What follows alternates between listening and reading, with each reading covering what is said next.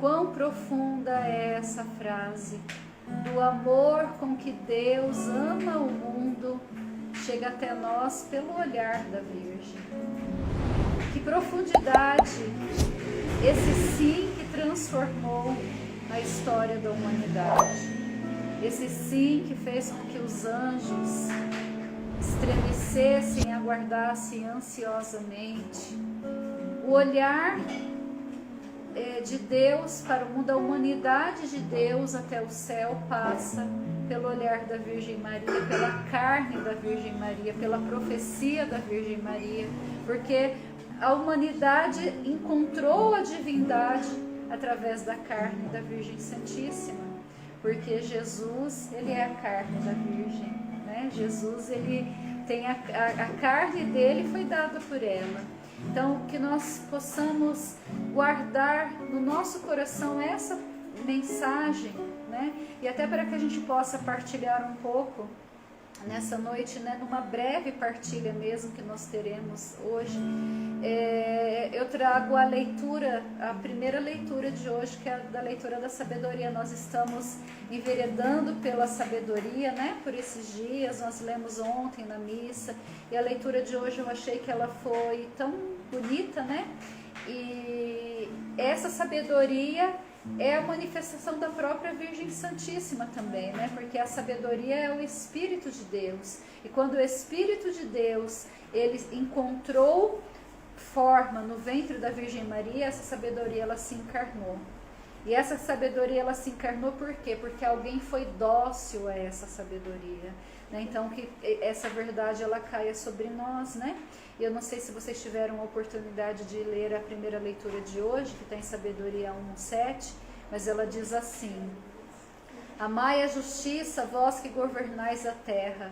Tendes bons sentimentos para com o Senhor e procurai-o com simplicidade de coração.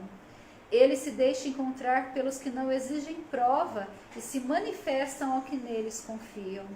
Quantas e quantas vezes nós estamos aí testando Deus, né, exigindo provas de será que Deus me ama mesmo porque Deus não atendeu as minhas preces? Será que Deus me ama mesmo porque olha como o mundo está? Se Deus existisse, não teria acontecido tantas atrocidades como vem acontecendo, né?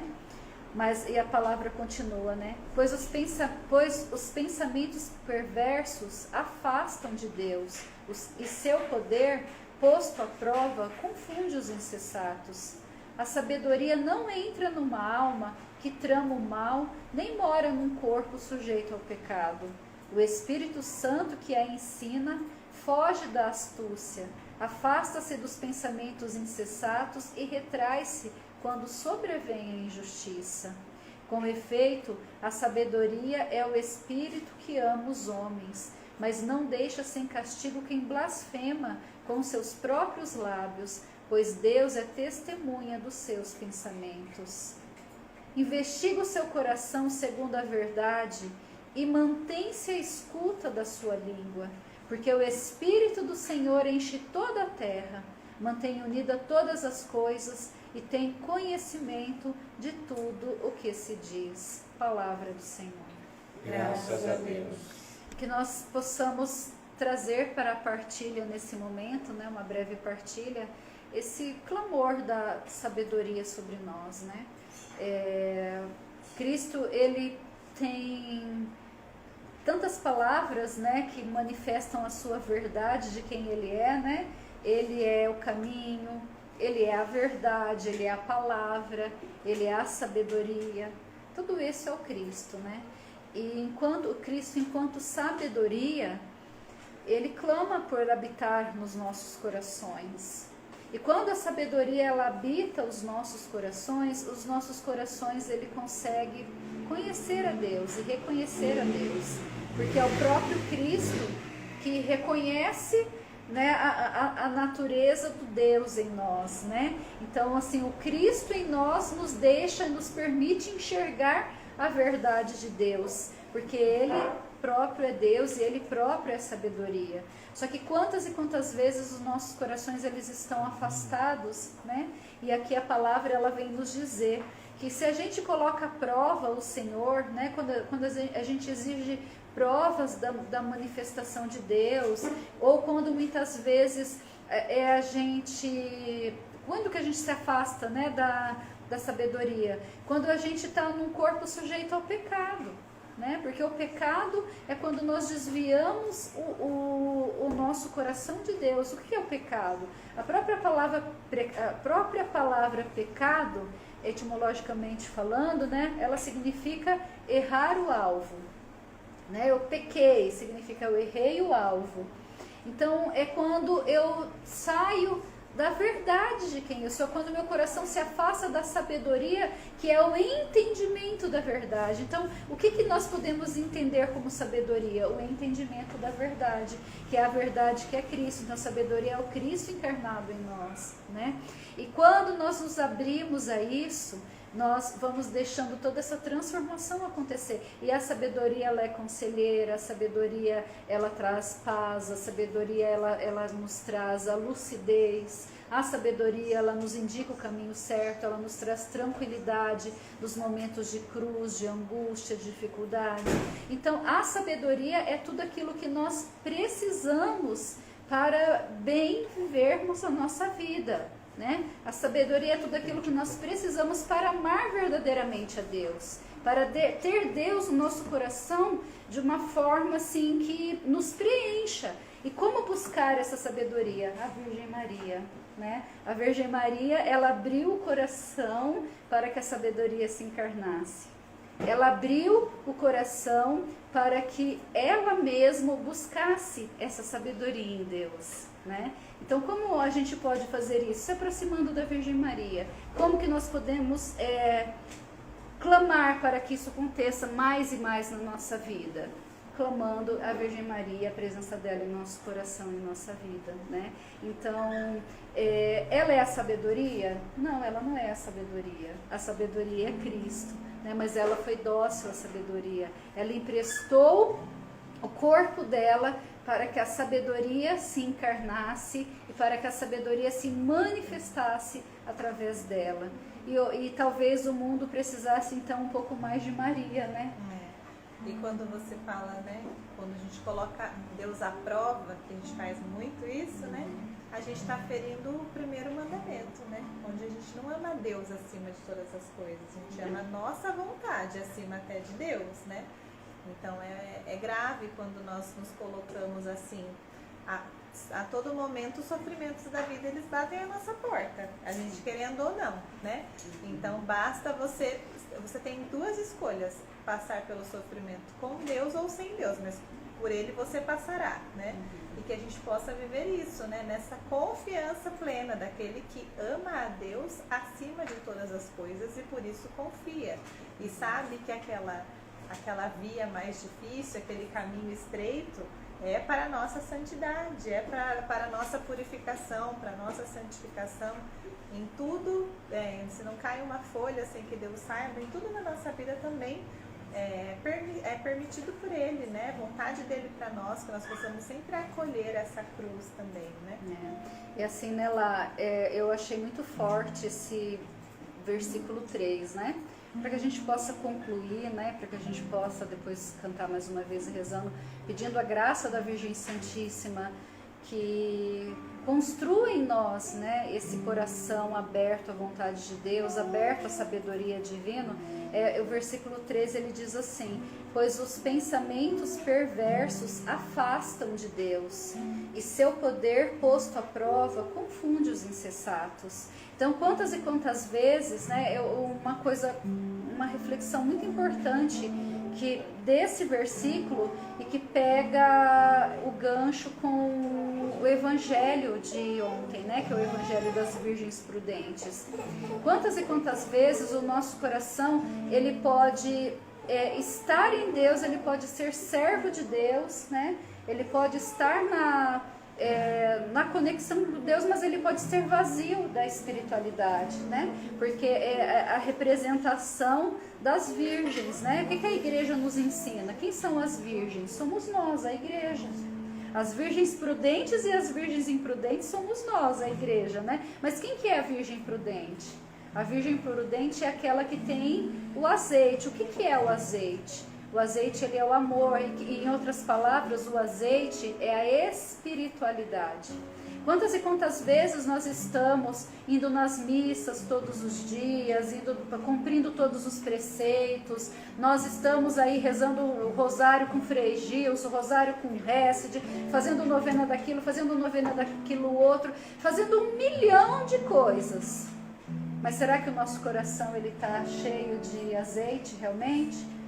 Porque será que a gente está vivendo em pecado? Porque que adianta a gente fazer um monte de novena, um monte de coisa, mas se no nosso escondido a sabedoria não reina? É uma devoção exterior apenas, né? Exatamente, é a falta do azeite, é uma devoção exterior. Por quê? Porque os nossos pensamentos, os pensamentos perversos, eles afastam a Deus, né? E o poder de Deus, ele é posto à prova, ele confunde os insensatos. Por quê? Porque o insensato, ele quer o quê? Ele quer o Deus da glória, né? Ele quer o Deus que realiza da prosperidade, que eu fiz a novena, eu recebi isso, eu fiz aquilo outro, eu recebi aquilo outro, mas e a verdade de, no momento de cruz, no momento de dificuldade, é onde eu continuo ali com o meu azeite cheio, né? Naquele momento em que eu fui traído, né? Naquele momento em que eu fui escarnecido, que eu fui injuriado, caluniado, né?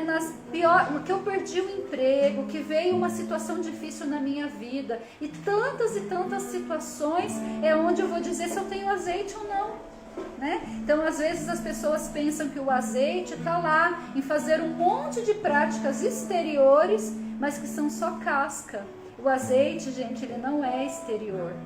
E a gente precisa entender isso. E somente a sabedoria vai nos mostrar. Porque o que adianta eu ter todas as práticas do mundo, mas no meu coração falta a sabedoria. No meu coração está faltando o óleo. Está faltando o óleo da santificação, está faltando o óleo da espiritualidade, né?